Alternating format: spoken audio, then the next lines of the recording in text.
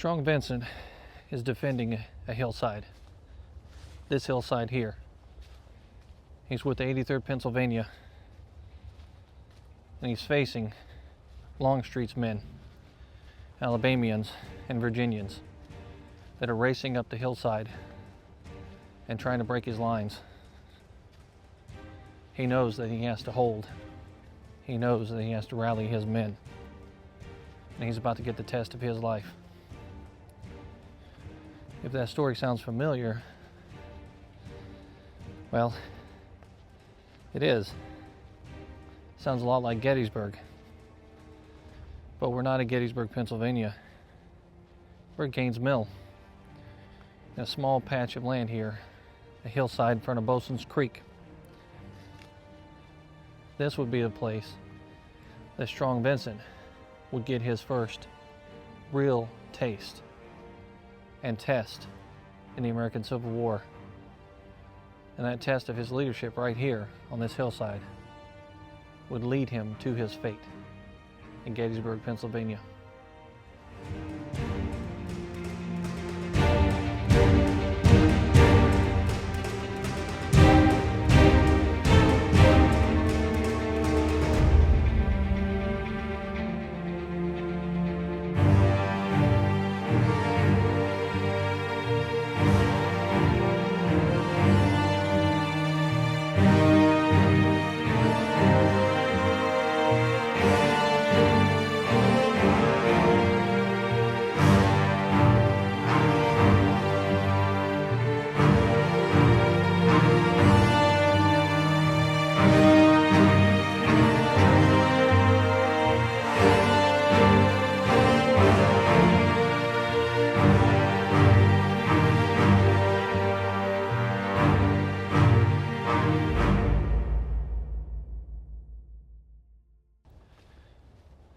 Born in 1837, Strong Vincent would take the name Strong from his mother's maiden name. And he was a quick learner, very quick-witted kid, had a bit of a temper. As he was growing up, everybody knew Strong as being a very smart man, very smart indeed. And he ends up going to college in Connecticut. His parents sent him there for an education. While he's there, he would meet his future wife, Elizabeth, and an altercation there would ensue as someone had insulted his future bride-to-be. As a result, Strong leaves Connecticut.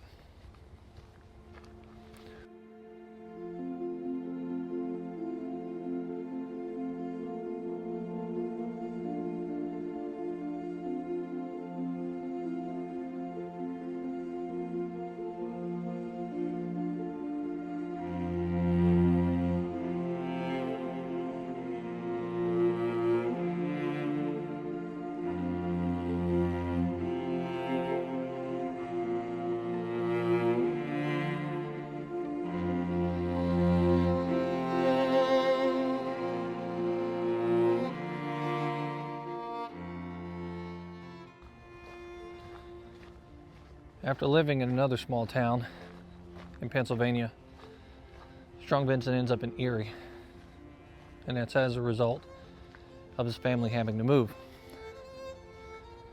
His father has an iron foundry, and for some time before he goes to college, Strong ends up working in that iron foundry with his father. It's kind of a hard way to earn a living, but his family ends up being better off than a lot of families in the area.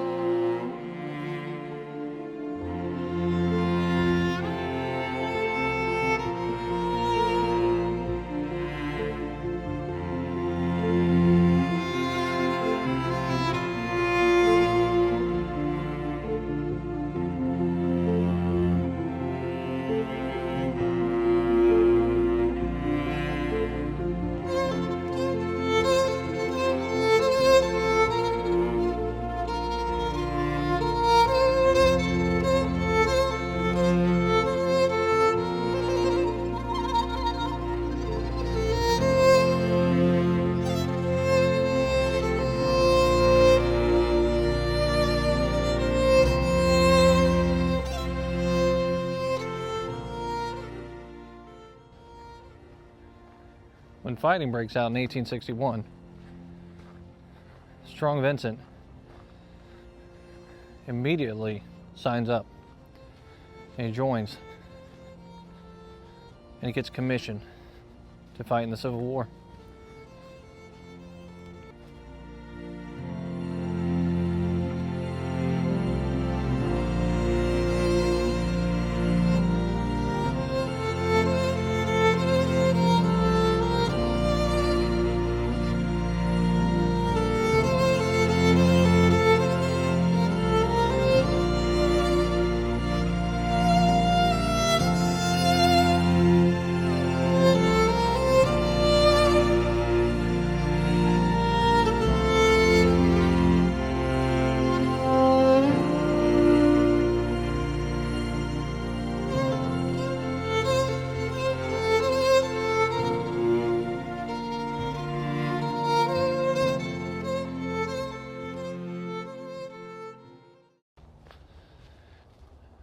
Now, not very many people can say that they went to Trinity and got into an altercation, and as a result, ended up in Harvard.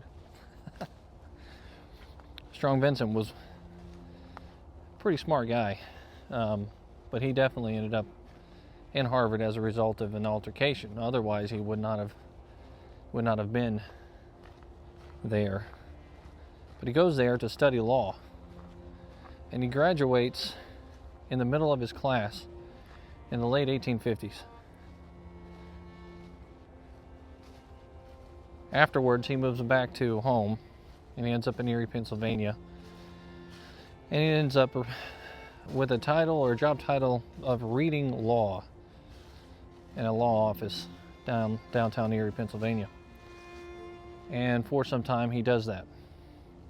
But then the American Civil War breaks out, and he has a decision to make. So he decides to marry his sweetheart from college, Elizabeth, and they get married right before he signs up and moves off with the 83rd Pennsylvania. And that's how he gets his start in the American Civil War. He decides he needs to do something, and so he does.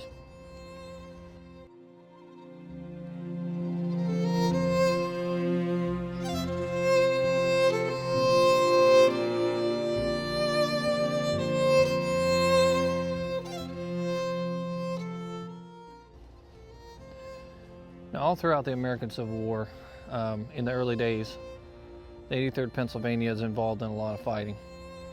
And they're involved in that 7 days campaign, which is what Gaines Mill is a part of. This is a 7 days battle.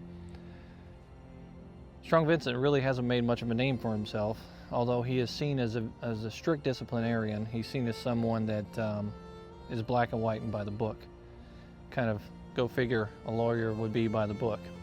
But he takes to being a soldier pretty easily, considering the fact that he's never had any military experience prior to the American Civil War. And throughout the campaigns leading up to 7 days, he's a pretty good soldier. But unfortunately for him, before he gets to Gaines Mill, he ends up coming down with a bad case of dysentery, and it weakens him pretty bad. He's sick for most of the fights leading up to Gaines Mill, and even here at Gaines Mill, he is pretty bad off. He's weak, very weak. But then all of a sudden, his commanding officer goes down and is taken out. Somebody's got to step up and do something, and Strong Vincent would become that somebody. Right here, where I'm standing right now, as the Boatswain's Creek curves back around, the 83rd Pennsylvania is here, and Alabama is coming up in this direction, and they're fighting, facing them, going up this gentle slope to the hillside, heading in that direction. All day long, it's been a back and forth seesaw action across these fields. Strong Vincent is here, simply trying to keep his lines together, because other lines are faltering and men are running. And he gives inspiration to the men that are around him.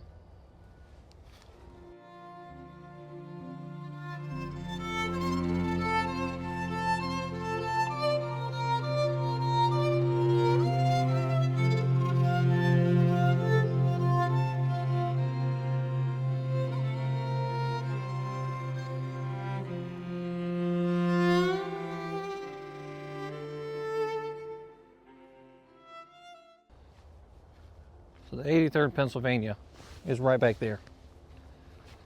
And they're in trouble. Colonel John McClane has just been shot. He would subsequently die. Strong Vincent rides up to the lines as fast as he can, seeing that his men are confused and that they are all kind of disorganized. They're falling apart here. He takes the reins as the leader of the 83rd Pennsylvania that day as a result of John McClane. And he would go on to become the colonel of that unit and be in charge of those men for some of the deadliest conflicts throughout the American Civil War leading up to Gettysburg, Pennsylvania. Strong Vincent would be no stranger at all to fighting. He would see some of the hardest fighting of his lifetime in places like Fredericksburg, Chancellorsville, and Gettysburg, Pennsylvania.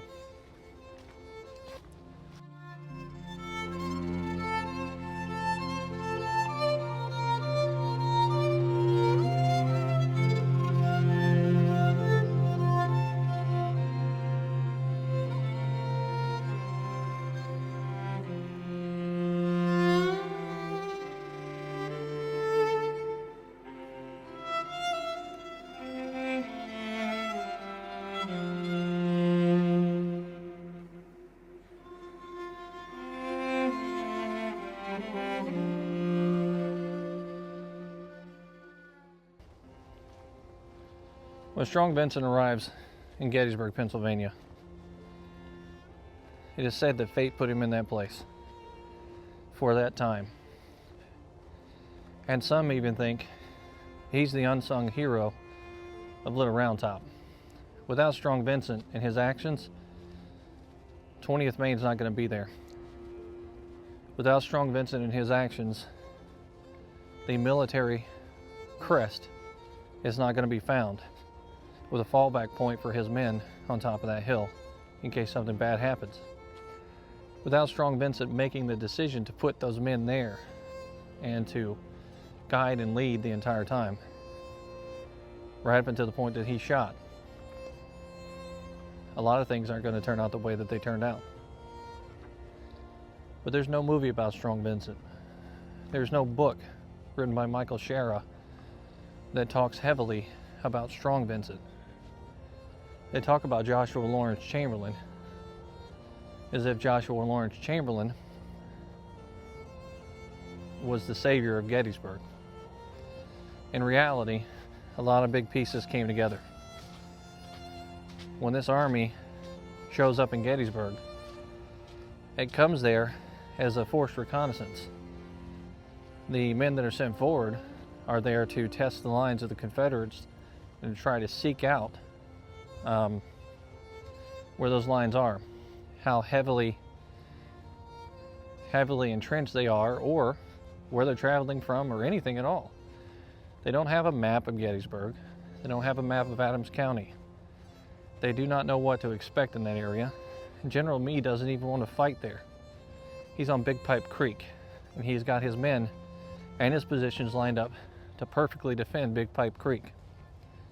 But instead, General Reynolds makes his way out there after Buford has the first confrontation in Gettysburg.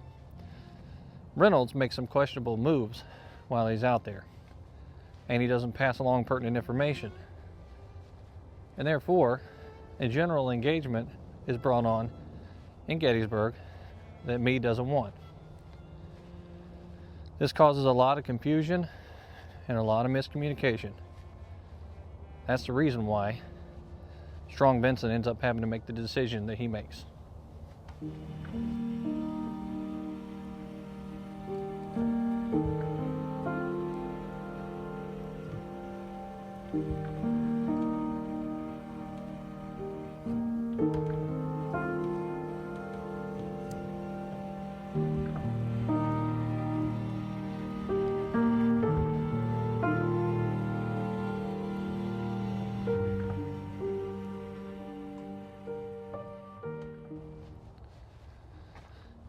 Strong Vincent, upon entering Gettysburg, realizes that he's in a bad position. Meade had ridden out to the area where Little Round Top was, and he had seen the action, and he'd been there since early in the morning on July 2nd, and probably late in the evening on July 1st. Meade had been looking at the terrain and trying to determine where he needed to place his men, and he was kind of forced into the position that he was in. General Meade did not want to be in that position. He did not want to fight that fight there. He saw Culp's Hill and Cemetery Hill as being a very defendable position, but what he didn't like was that ridge line leading up to Little Round Top. But he also saw Little Round Top as the place that he needed to have. He had to have that position. Otherwise, the line would be turned. And that's what he was worried about the entire time, his line being turned.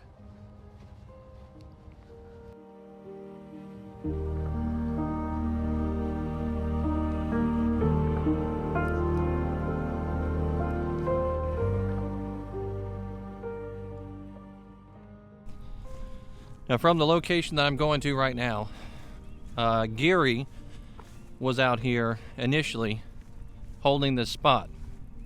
Dan Sickles receives orders to come out here and put his men in the same place that Geary had his men.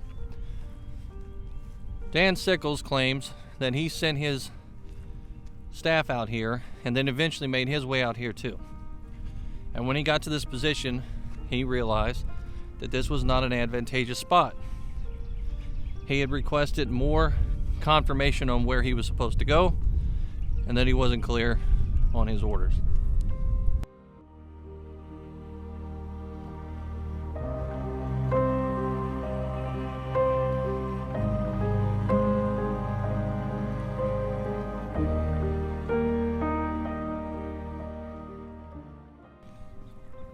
So now forever focused on this position that he's in, where he really wants to get his men out to the peach orchard, or to that high ground that we're talking about, Dan Sickles sends back wanting confirmation of orders.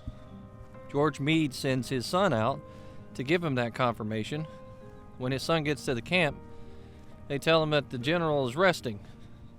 It's a superiority move, really. Captain Meade tries to tell him what the orders are, and he's really not listening to it. He asks for confirmation again. George Meade himself eventually has to come out to the lines to talk to him about where he's at. But once he gets those orders, he then asks if he has the authority to take up ground where he sees fit within the vicinity of his location. And he was given that authority, but he took liberty with that authority, and he moved his men so far out front that he ends up creating not only a salient, but several gaps in the Union line, and he leaves the high ground over here at Little Round Top, Devil's Den, and all of that completely open. And that's what creates the havoc that we have at the Devil's Den, the wheat field, and the peach orchard. Had it not been for Dan Sickles moving his men out there, the Confederates might have swept across that field and taken that left wheel and hit the end of the Union line and maybe swept them off the field here at Gettysburg. It might have been a different story. So, from one point of view, Dan Sickles did not follow orders and created a situation that General Meade had to fix.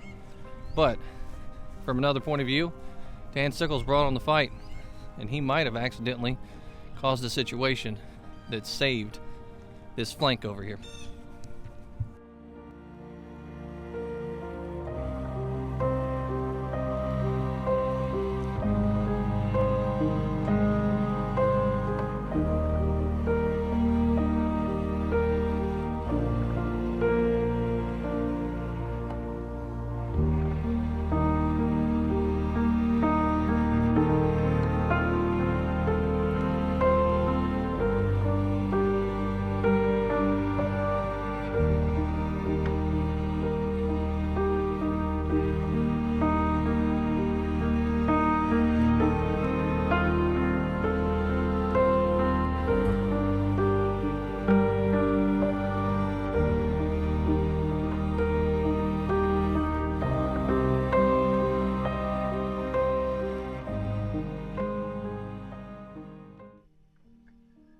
there's really no better place to tell the story with the battle orientation than right here on top of this monument. Now, for orientation, off down in this direction over here is where the 20th Maine is. The 20th Maine kind of angles down this way and then back like this. Then coming back up in this position over here is the 83rd Pennsylvania. Swinging back in this direction where I'm at right now is the 44th New York. Then the 16th Michigan is off in this direction over here, followed by the 140th New York, the 91st Pennsylvania, the 146th New York, who we talked about in an earlier video, 155th Pennsylvania, and they're all looping back around this direction over here on the top of Little Round Top.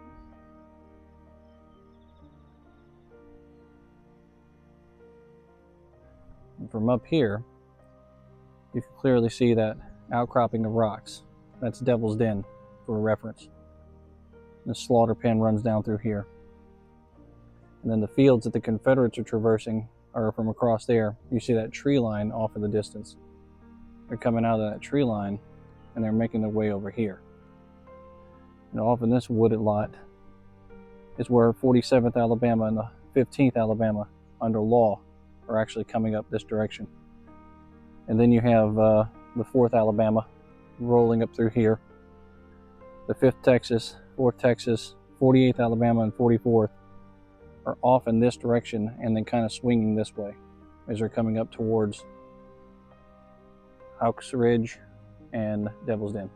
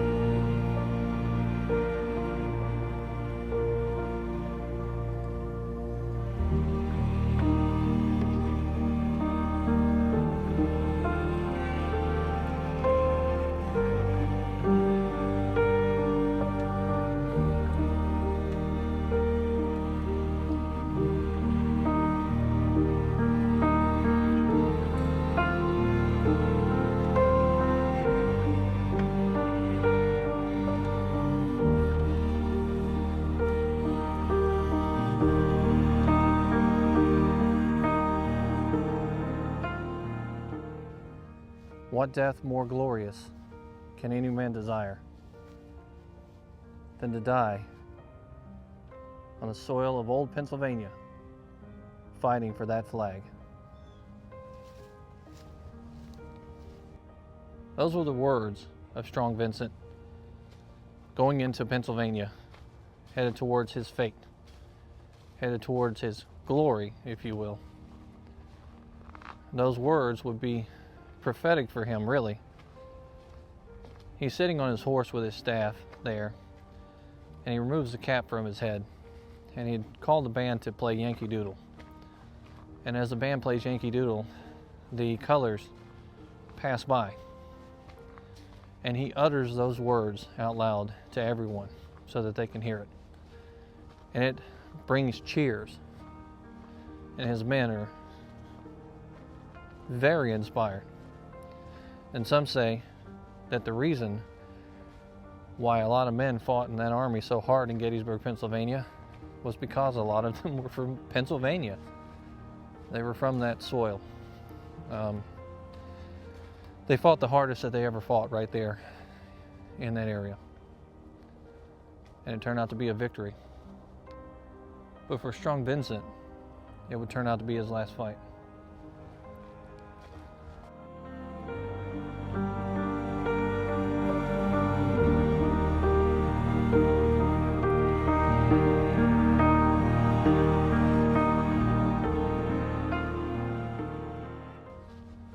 Strong Vincent, without any orders, any real orders at all, gets to Little Round Top, and he sets up a military circle, or a military crest, if you will, which is basically a lower position there on Little Round Top for his men to hunker behind and prepare for the enemy to come up. And then he rides along the lines talking to other commanders, other leaders, about the position that he's in and their positions as well, and how they're going to work together. He's a very, very good leader, very good at communicating. The fallback position is just behind them. So whenever the enemy comes up and attacks them, if they have to fall back, they fall back to the highest point. They're not running away from their position on top, and they're not scattering down the hill. It's a very smart move. It's textbook, really. Then the fight ensues, and it is hot and furious. It is going back and forth all afternoon, to the point to where men are running out of ammunition, and they're having to take cartridges from the boxes of the soldiers around them, the wounded soldiers and the dead soldiers from both sides, whether it's Confederate or Union. Eventually, Strong Vincent stands on top of a rock, directing men without any care for what happens to himself. And then a bullet comes up and hits him, takes him completely out. Strong Vincent would end up being carried off the field to the Jacob Weichert farm. On July 2nd, he would be promoted to Brigadier General. On July 7th, Strong Vincent would die. He did not die a glorious death. He died trying to recover from his wounds and weakly muttering the Lord's Prayer. That was the end of a very bright light in this world. But he would lead to him being forever remembered for his actions there at Gettysburg.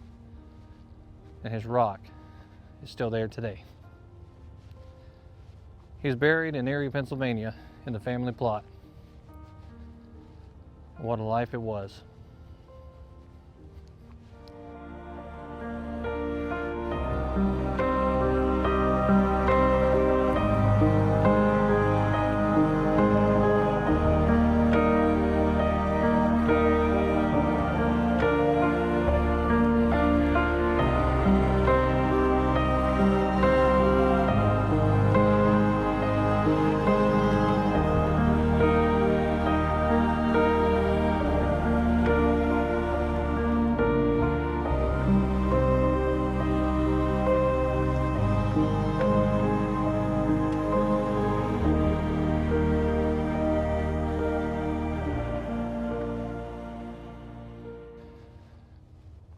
You know, stories like these, even about major people that history writes about, like Strong Vincent, it's stories like these that make up the entire story of the Civil War.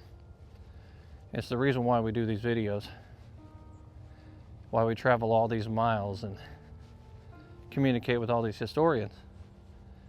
We want to tell the whole story and not leave people out. But unfortunately, there's countless dead that are out there on these fields somewhere, and their story's never been told because maybe they didn't know how to write, or maybe their family members kept the heirlooms and they were lost with time. But we'll keep digging. We'll try to find more stories for you. And we hope you enjoyed this story about Strong Vincent, the hero, the true savior of Little Round Top, Gettysburg. Until next time, this is History with Waffles.